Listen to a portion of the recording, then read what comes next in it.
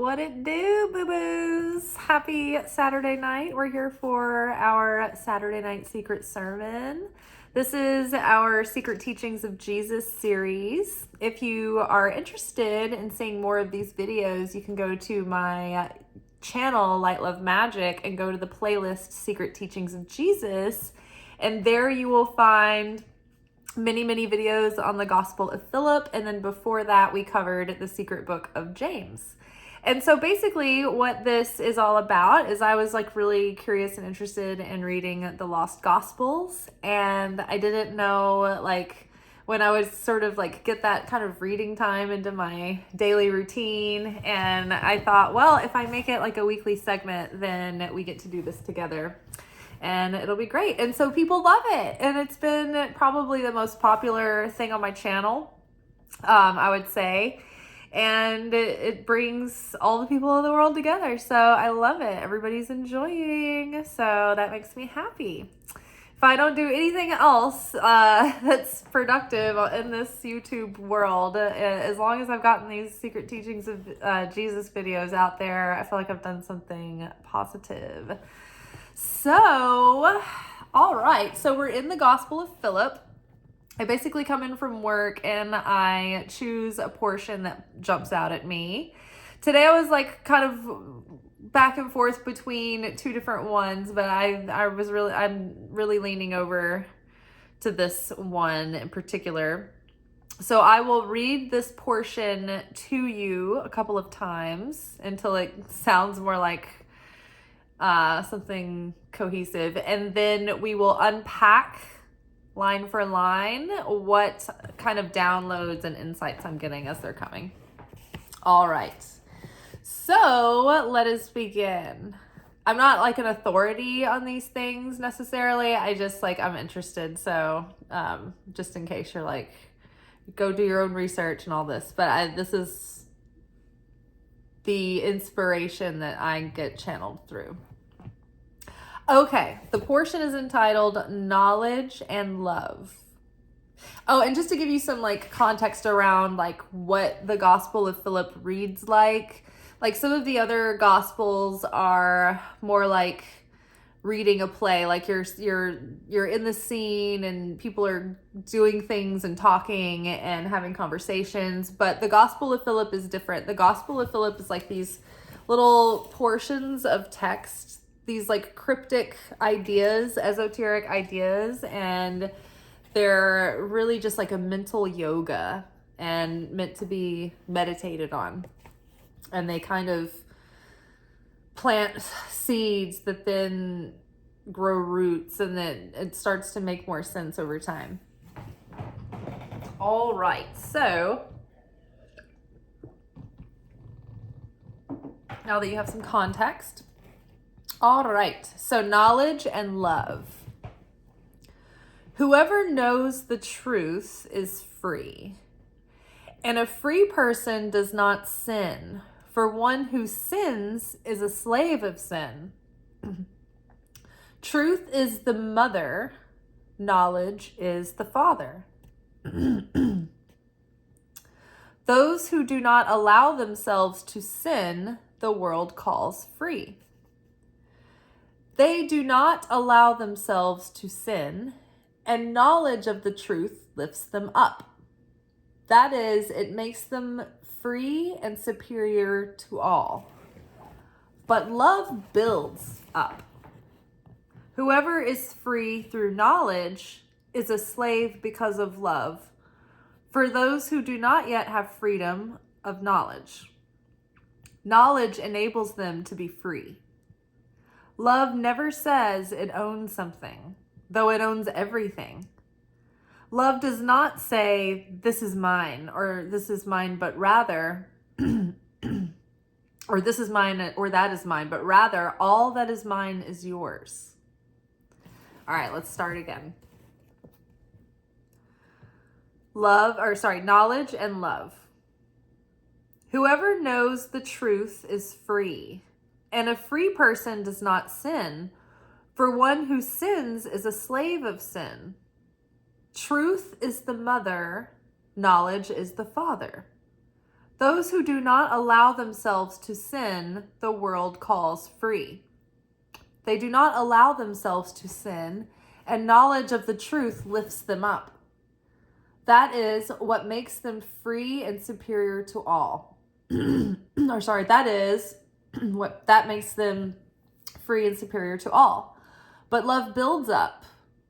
Whoever is free through knowledge is a slave because of love, for those who do not yet have freedom of knowledge. Hold on. Whoever is free through knowledge is a slave because of love. Oh, sorry.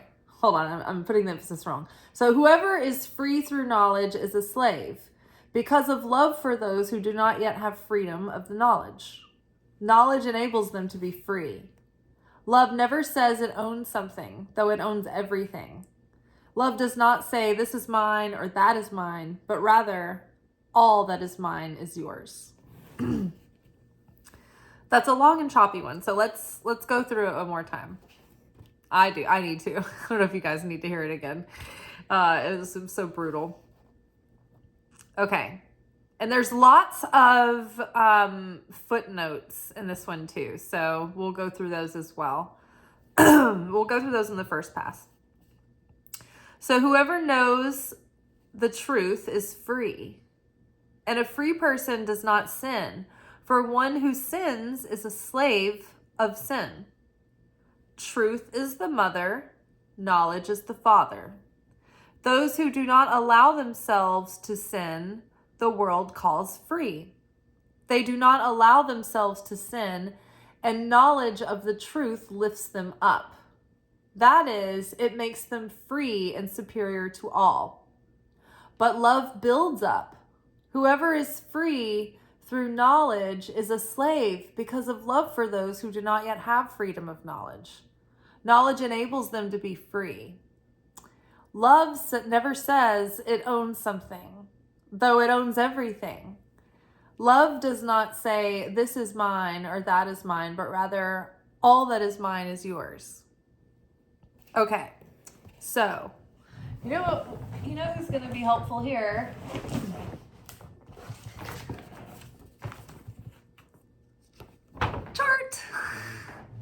Chart is here.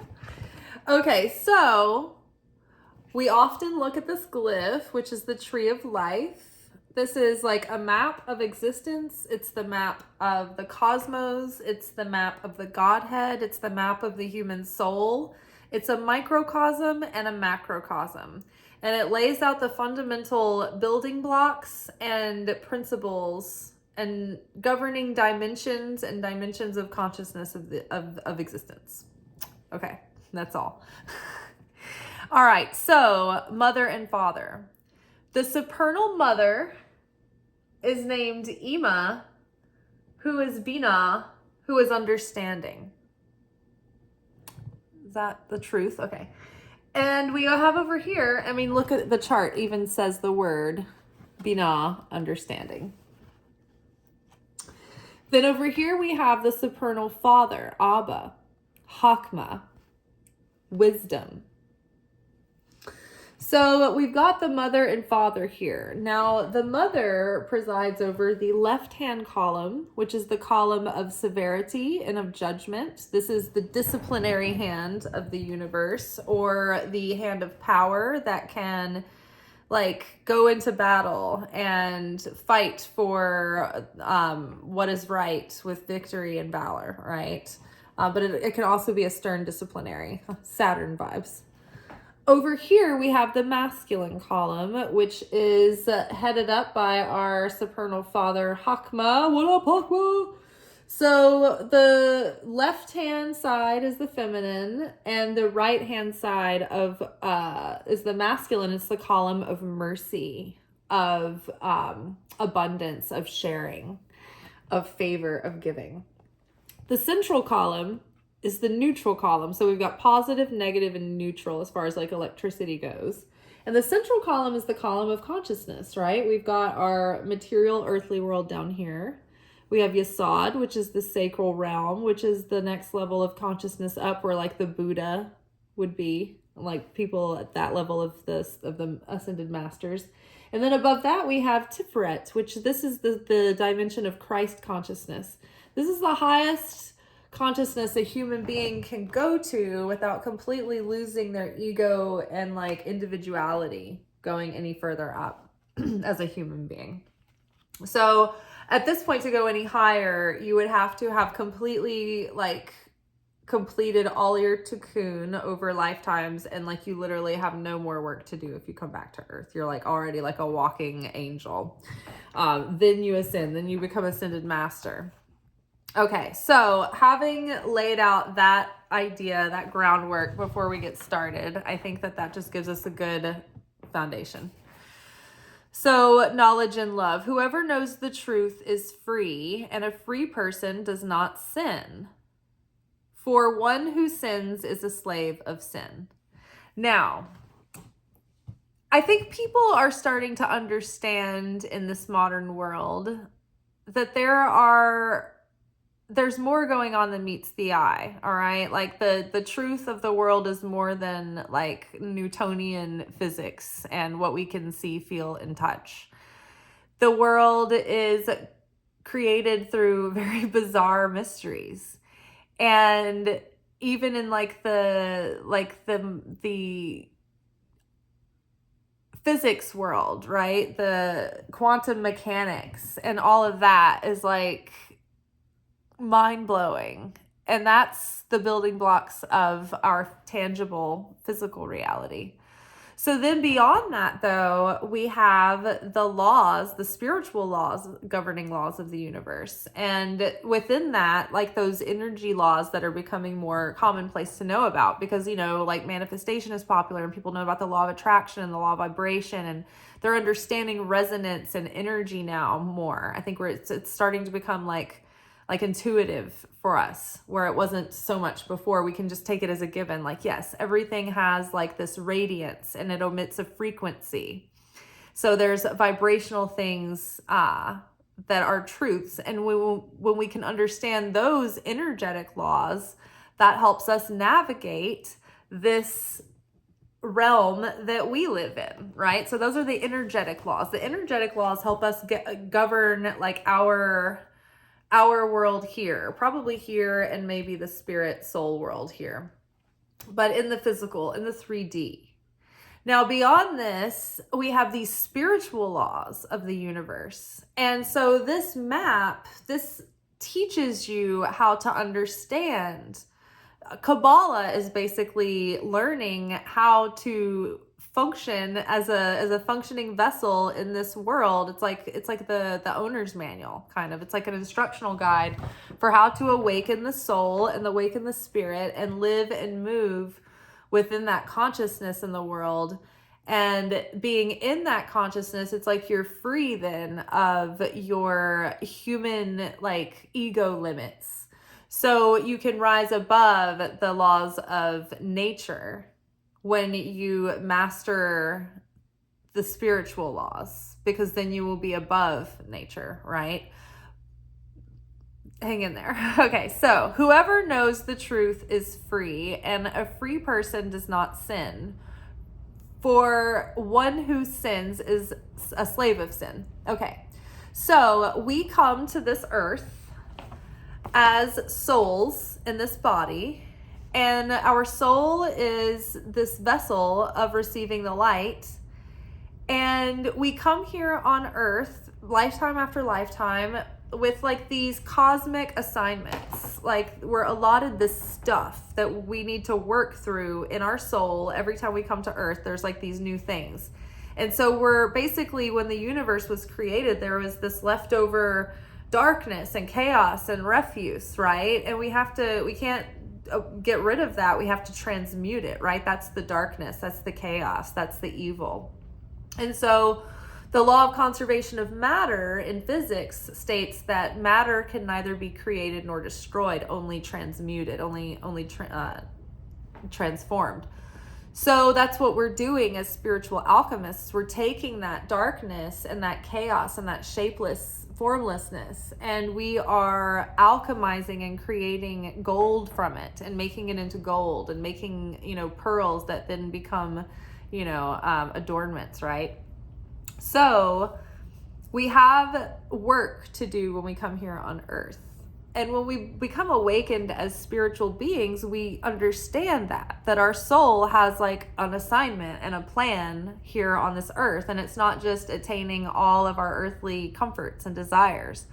We are here to overcome our darkness and get into these topsy-turvy misadventures of life and feel exhilaration and feel hope and feel love and feel pain and feel it all and come to terms with it and turn our bitterness into sweetness and turn our darkness into light.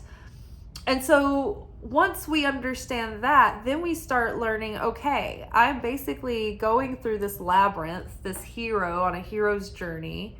I have these assignments, I'm going through life, and the universe is set up to where the physical reality is almost like a video game that's presenting you scenarios that are exactly what you need to trigger the wounds and what the Hebrew term is called tikkun. It's sort of like karma. So it triggers your stuff so that it comes up so that you can work through it. It's like they're like, all right, we're going to give you a little bit of anger. We're going to give you a little bit of guilt. Here's some lust there. We've got some laziness. And we're going to come up with all kinds of fun and creative ways to implant these wounds in you and then later trigger them into defense mechanisms and repeating behavioral patterns and mindsets and perspectives and thought patterns. And all just so that you can unwind them and transcend them and defeat them and be victorious. But you can't really be victorious over them unless you face the dragon, right? Otherwise, you just forfeit the game. So you have to like get the dragon up, wake the dragon, rouse the dragon, and then slay the dragon for yourself to really claim the throne. It's not enough to bypass dealing with the dragon and the dragon's not a threat and you just leave it, let sleeping dragons lie. You can't really, I mean, some people do in this life, but when you awaken and you're like, okay, every day, whatever scenario I find myself in, this is something about it is the universe using it to help me pass a test, heal a wound, overcome a mindset, a judgment, a criticism, a fear, an insecurity. So like in my Kabbalah class, like that I take through the Kabbalah Center, they teach you in Kabbalah 1 this way to workshop through your life on a day-to-day basis. And it's the first thing they teach. And it's basically like spiritual EMS first response. It's pause, what a pleasure. And this game you play with yourself is like whenever you feel yourself starting to be like, what is going on? Like I'm triggered, like I'm being reactive. Just be like, pause. What a pleasure. Why is this in my movie? And then it's like with your discernment and intuition start understanding that there might be some kind of hidden message in this situation that is leading you towards like a revelation, a healing, an awakening or whatever, or forgiveness, an opportunity to change something in yourself, which is many times a very uncomfortable challenge. But when we realize that we're here and we're in sort of like a simulation or a game, we realize, oh, okay, this is not just random shit that's happening. It's not even to take it personally that any of this is happening. It's not really happening to me. It's happening for me so that I can become the hero and like overcome these challenges that are in my assignment that were planned out all along. I just need to start ticking them off, right? So the universe is always presenting us these things. And when we're awakened to that God is in all things and that we can be certain in God and that we can activate the power of God or God's miraculous, mysterious life force in all things when we activate that choice of choosing certainty. So let's go back and read. Whoever knows the truth is free. And a free person does not sin, for one who sins is a slave of sin. So it's like, okay, one who knows the truth is free.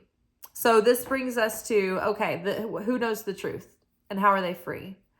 The person who understands that we are in the movie, we're awakened. We're like, oh, I have a part to play in this. This is interactive. This is not random.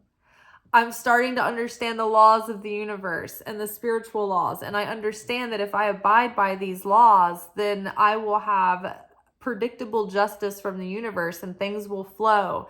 And things, I can expect certain truths and like gravity. When you understand gravity, you're like, oh, I can't do anything about gravity. It just works. And that's the law of nature. Well, when you understand the laws of spirituality that are the same as the laws of nature in that way, you're like, oh, okay, I need to work around these things. And now I know how to live and move and have my being in them, in harmony with them, not in dissonance or in random, like just like ricocheting off of everything all the time. So you're like, oh, I'm awakened and I can start to participate in this, and I can restrict my reactive behavior, and I can restrict my reactive consciousness and become more like the creator, and then get into that state of being in the flow of blessing. So, wow, I'm free. I'm free of all of this outer noise that's just trying to keep me distracted or make me afraid or, make me miss out on something that's important because I'm too busy in, the commercial world of consumerism. It's just like you're free of like all of the hubbub. You can see the man behind the curtain and you're like, oh, okay, I know how this works now. I'm liberated. I can start working on myself, and then I can start taking like ownership and be sovereign and have free will. I can stop and not react. And that's not irresponsible. It's actually good. And I can pause and I can take time and choose with free will how I want to meet the situation, knowing that if I get reactive, if I do something temperamental, if I get judgmental, if I have evil eye and get covetous or competitive or jealous, or if I have evil tongue and I talk, negatively, like that's going to create chaos, and that's going to create dissonance, and that's going to create problems for me. So it's like, then we start seeing, oh, okay, my negativity, where I've missed the mark, like sin is such like a loaded term for people. They get so triggered by it, but it can mean like missing the mark, missing the point, not being in alignment, right? Not being in vibrational resonance with the laws of the universe, right? So you're like out of whack, out of resonance. It can be having a wrong mindset, or being unawakened, or missing the point, not getting the lesson. It's not always so cut and dry sin, right? So whoever knows the truth is free, and a free person does not sin, for one who sins is a slave of sin. So one who's awakened is like, oh, well, I'm not going to do that. We've been talking recently on the channel on all the different videos about not falling into those default settings, because we know that those patterns take us into more cycles of lessons that are chaotic and full of judgment and difficulty, so that we can purify all of the negativity and go through a process. And it's like, no, I want to be free of that. I don't want to keep going in the same patterns and going through the same dead-end relationships or the same like terrible work environments. And I don't want to keep having the same horrible argument with this, my mother and father. And I want to break free of this, right? So once you're awakened, you're like, I'm not going to keep going around this nightmarish, hellish hamster wheel. This is hell. I'm awakened. I'm free. I'm not just going to fall back asleep into sin if I'm awakened, or we try not to, although we get sleepy. So whoever knows the truth is free, and a free person does not sin, for one who sins is a slave of sin. So it's like when we sin, it's when we are unconscious, right? So it's not a one and done deal. We can slip back into unconscious state, like I said, in a matter of an instant, right? Because we get sleepy. But when we are awake, we are free. We're like, oh, I'm aware I'm in the simulation right now. I know this is a drill. I know there's a hidden camera, right? I'm free. I'm free of the illusion. But it's when we fall back into that illusion that we are a slave to sin, because then we believe the illusion. We believe the scary situation, and then we get reactive and we take an action from a panicked place, and that action perpetuates a chaotic stream of events that unfold like a Rube Goldberg machine, just like just firing off more and more chaos. So whoever knows the truth is free, and a free person does not sin. For one who sins is a slave of sin. So it's like when one who sins is a slave of sin. So being a slave of sin, it's like when we fall back into our old patterns and our old default settings because we've gotten spiritually sleepy and we just like lost consciousness, we lost awareness. But the great thing is that in an instant we can snap back in to the free state of consciousness. It's all about consciousness. Being conscious and present, or like losing consciousness and not being present. Okay, so whoever knows the truth is free, and a free person does not sin, for one who sins is a slave of sin. Let's look up these footnotes. So whoever knows, that's 115, what does that say? Gnosis, here and below. Whoever knows the truth is free. So whoever knows here and below. I don't know what they mean by that. Above and below, whoever knows above and below is free. So whoever knows the truth is free. Above and below, maybe they mean the souls in the upper realms as well as the souls here on earth. Okay, so then 116, just a reference to John chapter 8 verse 32. Okay, and all right, that gets us caught up. Okay, so whoever knows the truth is free, and a free person does not sin. For one who sins is a slave of sin. Truth is the mother. So what did we say here? Truth is the mother, which is understanding, which is the side of judgment and discipline and severity and structure. Knowledge is the father, wisdom. Those who do not allow themselves to sin, the world calls free. So it's like, think about us when we talk about Eckhart Tolle. We're like, wow, nothing ever gets him flustered. Like, he's so free of his ego. He's so like transcendent. Like, he's like totally awakened, right? We would call him free. Like, he's free. He's not weighed down by, annoyances. Or if he is, maybe he can find a different way to look at it. But when we see, think about too, just in a negative way, how people will say something critical, but they'll be calling people in a judgmental way sheeple. And what they mean by that is those people are asleep and they just follow along and they're not free and they don't think for themselves and they don't have a free mind and they're not conscious. And I don't like it when people make statements like that, like blanketing statements. It's just like, it comes from a place of judgment and like trying to separate yourself from that by saying, well, that's not me. But I think that there's like some kind of like, well, it probably used to be, or like there's a part of you that is, or something. I don't know. It's loaded. It's loaded. So the truth is the mother, knowledge is the father. Those who do not allow themselves to sin, the world calls free. So it's funny because if you think about this on the surface level, a person who doesn't allow themselves to sin, the world calls free. Well, if you think about that without thinking of it on a deeper level, you would just think of a super pious person who never sins, who never does anything wrong, a goody two-shoes. And that person does not seem free, right? They don't seem free. They seem rigid and restricted, honestly. But it's not that at all. It's like the person who does not allow themselves to sin, the world calls free.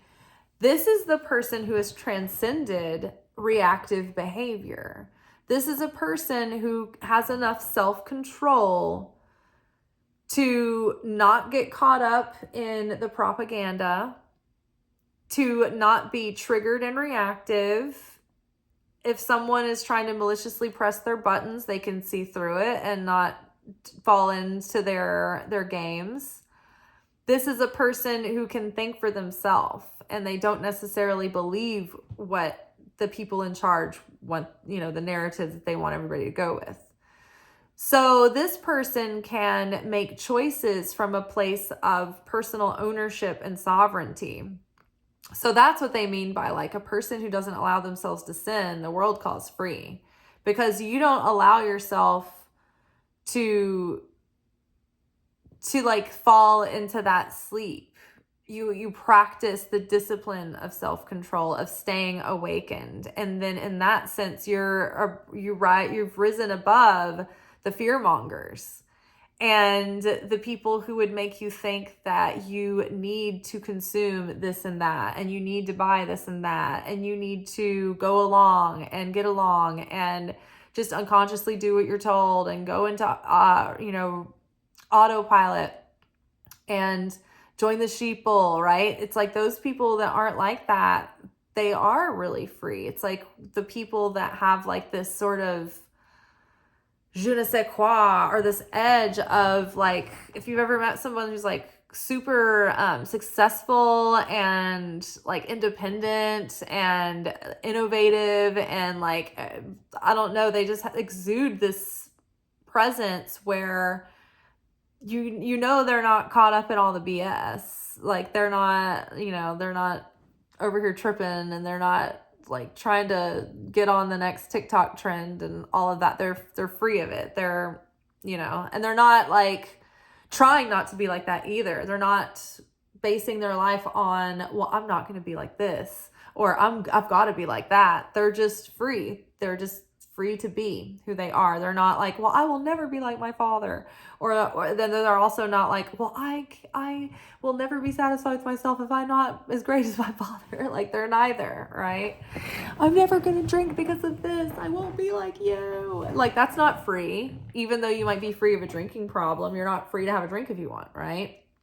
Not saying that if you're like a sober person who's had like alcoholism as an illness, like that's not what I really meant by that. But when people just for random reasons, like say like they grew up with like an alcoholic parent, and then they grow up and they never drink, they don't allow themselves to see how they are with it. They're just like, I will never drink, I don't want to be like them. That person isn't free. They're not making a free choice. They're making a choice in reaction to the father, and the father is then controlling their life, if that makes sense. So those who do not allow themselves to sin, the world calls free. They do not allow themselves to sin, and knowledge of the truth lifts them up. Well, in the footnote here, it says, or puffs them up. So knowledge of the truth. Knowledge is the Father. Knowledge is wisdom and logic and reason. So knowing the laws of the universe, of the truth, will puff them up. Meaning like it'll give you confidence in your like belief in yourself, right? And you will be able to do these acts like manifesting and things. So, and I say that because the Father is the outward expression. It's the masculine, it's the sharing, it's the doing, it's the action. And so that's why I think that if you, they do not allow themselves to sin, and knowledge of the truth lifts them up. That is, makes them free and superior to all. So the knowledge of the truth, like understanding, okay, I'm understanding the ins and outs of the spiritual and energetic laws of the cosmos.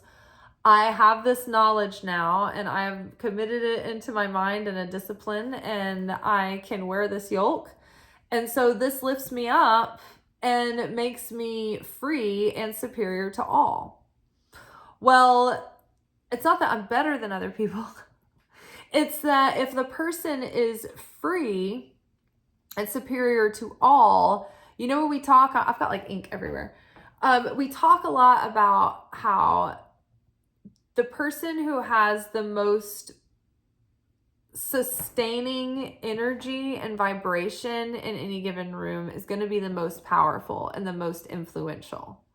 So if you are a person who practices the law of attraction or the law of vibration, and you understand how to keep your consciousness and your vibration, personal vibration set, and not let like the environment fluster you or intimidate you or frighten you or upset you, and you just stay in this high vibe state, you have your intentions set, you've got like so much magnetism, then your intentions are gonna probably manifest through so much easier than all of the other people who are high and low, this and that, like one way or another in every given second. Like I'm impatient, I'm like this mood now and that mood then, and I just got upset by something and now I'm worried about something else.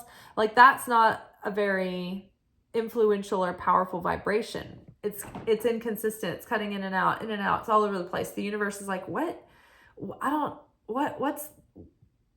What's the message? What's the request? We don't know what to send. It's like when you're going through the countryside and you can't find a radio station, and you just keep getting little bits of a radio signal that's cutting in and out. So, and knowledge of the truth lifts them up. That is, it makes them free and superior to all. But love builds up. Corinthians chapter 8, verse 1, looks like. But love builds up. Whoever is free through knowledge is a slave because of love for those who do not yet have freedom of knowledge. Knowledge enables them to be free. But love builds up. Okay, so in one of the ways that we build affinity with the light of the Creator to become more like God, to become more in the image of God, and share affinity with the Creator. When we share vibrational affinity with the Creator, it gives us resonance with the Creator, and that holds us close to the Creator's bosom, so to speak, and it puts us in the flow of receiving those blessings. But when we fall out of affinity with the Creator, we cut ourselves off from those blessings. Now, there are several categorizations of types of states of consciousness you can be in that are pairings of being in affinity with the light and not in affinity with the light. And so one of those pairings is where builder consciousness or destroyer consciousness. So love builds, right? The Creator builds. The Creator wants to lift others up and create unity and make something more beautiful and add to the add to science and add to this building and hopefully give you good business and make things grow and flourish, including, people's confidence and the spiritual generosity within a community, right? Like a builder consciousness wants to see, is like sharing, it's giving, it's creative. Destroyer consciousness breaks down and tears apart and creates division and dissonance. And so like an example of the difference between, this is a very mundane example, but like the difference of creator consciousness and destroyer consciousness might be a plumber, right? A plumber needs work, and a plumber is there to be of service, right? So you can't blame the plumber for wanting work to do. And many times that implies that the work that a plumber gets called to do is due to someone else's misfortune. So there can be this one plumber who maybe like in the winter, he was in destroyer consciousness and he was thinking, man, it's going to freeze tonight. That'll be good though for business because a bunch of people's pipes will bust. And so I'll have a lot of like work, over the next week. So that's reasonable. You can't really blame the plumber for being like, yeah, I mean, this is actually good for business. Or like if he wanted like the freeze to go so cold that it would bust people's pipes, right? That's destroyer consciousness, even though he's just doing his job, right? But that same plumber, come spring, he's shifted his mindset. He's now in creator consciousness. And he's like, you know what? I'm going to reach out to this real estate developer because they haven't started breaking ground yet. And I think that they probably still have their contracts open for plumbing. So I want to get in this because I want these houses to have really reliable, high quality, high value plumbing. And that would probably yield a lot more money in the end than going to fix people's busted pipes. So builder consciousness versus destroyer consciousness. As a tarot reader, as a spiritual coach, if I'm in creator consciousness, builder consciousness, I want people to learn how to, by working with me, to decipher their own intuition better and come to their own insights and be able to take on their own growth for themselves. I don't want to replace that for them. I don't want them to think that they need me to hear their guidance. But a destroyer consciousness version of me would be like, oh, well, the Mercury retrograde or like eclipse season certainly makes people feel uneasy and uncertain. Maybe they'll come book a bunch of readings because they'll be, they'll need so much like advice or guidance. It's like, no, that's destroyer consciousness. That's like hoping that people are in a state of misery and bewilderment. And it's not helpful. It's just like about the personal gain. So do you guys see the subtle difference there of me wanting to teach people how to take on their own growth process rather than have them need me? Okay. So, but love builds up. Whoever is free through knowledge is a slave because of love for those who do not yet have freedom of knowledge. Knowledge enables them to be free. So what that means is whoever is free is actually the servant now. Those who are the first among us are the last among us, and those who are the last among us are the first. Those who are lifted up into heavenly positions of leadership are then servants to the people, wanting to give, serve them. They're the ones that are the important. We want to take this knowledge and share with those who don't have it, right? Those who are hungry, who are spiritually poor, who are spiritually without. So that being exalted means that you are then given the servant's uniform, the apron, and the put your gloves on because you're getting your hands dirty. The work is about to start, because then you put on the yoke of being a servant to those who need the light. So you're a servant of the light, and you're a servant to those who need the light, and you're a servant to the world. So by being the awakened one, you're then like, I'm gonna be at your beck and call until I can get you to be awakened so that you can be free. It's like if you're the woo-woo person of the family, and at one point, like early in your awakening, when you were like catching on to all this stuff, and we all go through like early on, it's like that's when like the conspiracy theory and I know it's all fitting together, everything's connected, you're just like awakening to it. You're like the pineal gland. You go through these phases and you transcend them. But at the beginning, you're like, oh my God, this is great. If everybody knows this, then they'll all be so much happier. We can all get along and it'll be perfect. It'll be a utopia. And then everybody's like, you're a woo-woo. You're obnoxious. We are Christian. We don't believe this new age. No one wants to listen to you. And you're like, but we could all be so happy. We could all be so harmonious. So you're like, oh, if I could only get them to see the light. Oh, if I could just get them to like see how great it is. They would be so free. They would be free of all the suffering, of all this, the fear and the worry. So you become a slave to those. Like when you're really awakened and you have the knowledge, you're like, all right, I'm a servant to this now. And I want others to have it as well. I want them to be free too. And this is my purpose. I want to give myself and sacrifice myself to this aim and this cause. It's like this channel. That's what I'm doing here.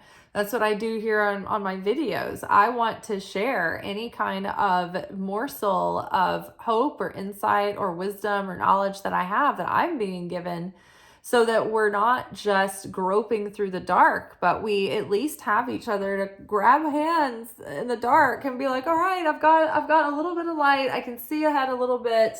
I've got a message from headquarters. We're on our way. We can get through this. You know what I mean? Like, we're all in it together. So it's like, I am a servant to this. This is my calling. This is my, this is what I pay service to. So whoever is free through knowledge is a slave because of love for those who do not yet have freedom of knowledge. Knowledge enables them to be free. Love never says it owns something, though it owns everything. Love does not say this is mine or that is mine, but rather all that is mine is yours. It's so funny because we've been talking about that concept recently on the channel about how I like to just imagine that like everything is mine. It's already mine. I'll just like get it when I need it, you know, and it's just in safekeeping until it's there. And I do that at the grocery store. I'm like, this is all mine, all mine. And I'll just come grab it when I need it, kind of thing.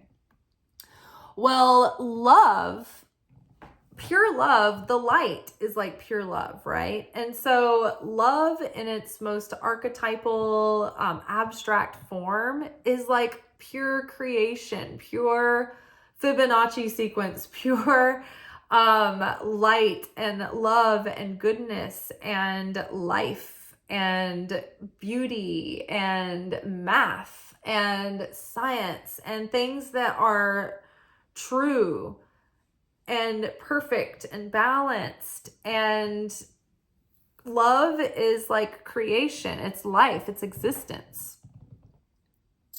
So love never says it owns something, because love is so big that it doesn't need to be possessive, right? Love doesn't possess. Love doesn't say this is mine, because that's separating you from the unity. Love is unity. Love is one. We are all one. Why would who's me?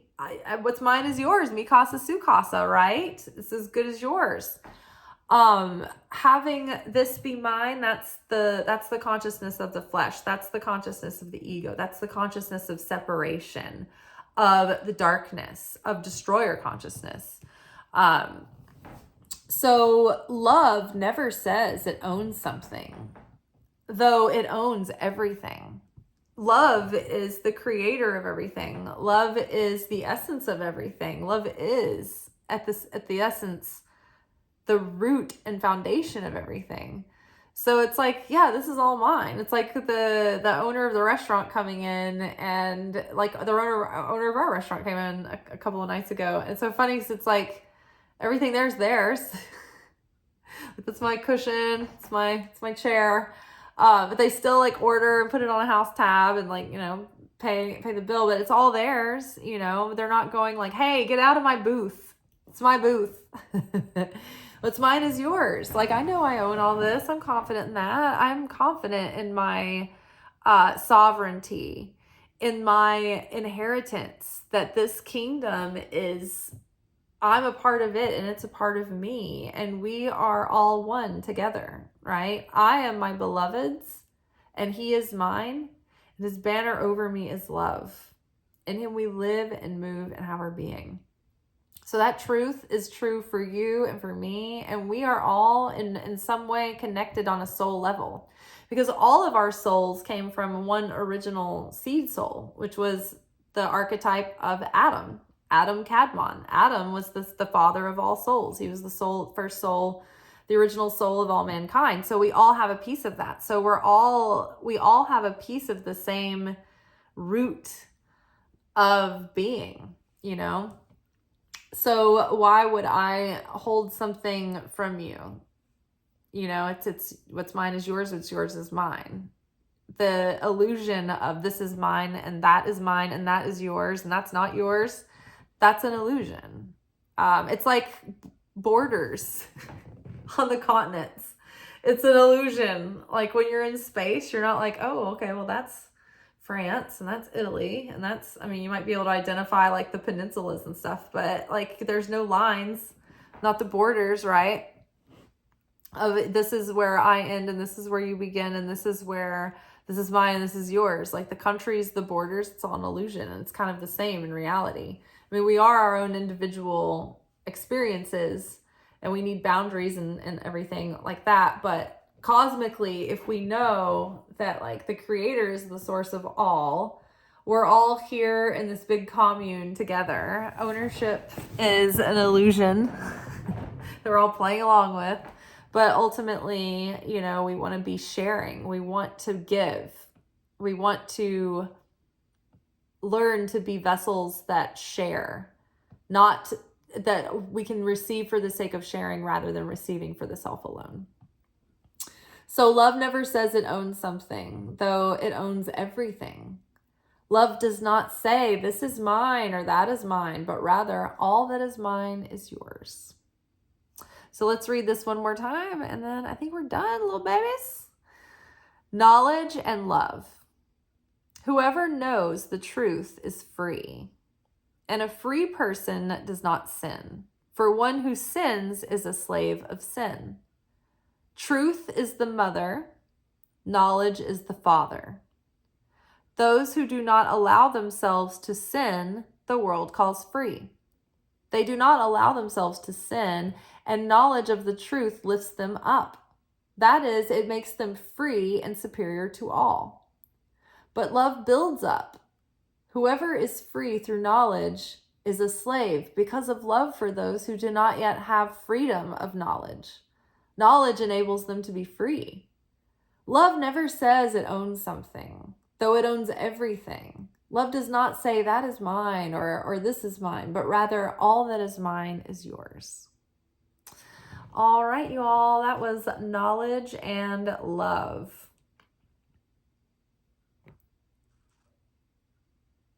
Yeah, just so they do not allow themselves to sin, and knowledge of the sin lifts them up. And knowledge of the truth lifts them up. It's like knowing the laws of vibration, knowing the laws of energy, knowing the spiritual laws make you better at the game. You know, if you know the rules of a video game, if you know the codes and like the challenges that you have to do to get to the next level, like it makes it easier, right? It gives you more strength. It gives you more talent. It gives you more skill to navigate through the scenario. Same. When we know the spiritual laws, when we know the energetic laws, and we know how to like, we've mastered them enough to have enough self-control to be able to like work with those laws, then we do have more of an energetic influence than Joe Schmo next door, who isn't aware of it or not trying to use it. It's like we're in a car, like the car is running with or without us, so we might as well learn how to drive it. All right, you guys. Well, that is all for tonight. Tomorrow we will be back for our Sunday night weekly energy oracle forecast, where we will be taking a look at the week ahead to see what kind of like spiritual and energetic weather we will be living and moving and having our being in. And until then, peace be with you. Ciao. Thank you for watching. If you enjoyed this video and you got something out of it, then please give it a like. Subscribe to the channel. Turn on notifications to be notified of when I drop content. Like the videos, comment, share them. Anything that you do helps these messages get out to other people who need them. So you watching a video and taking an action on it actually makes a positive difference in someone else's life.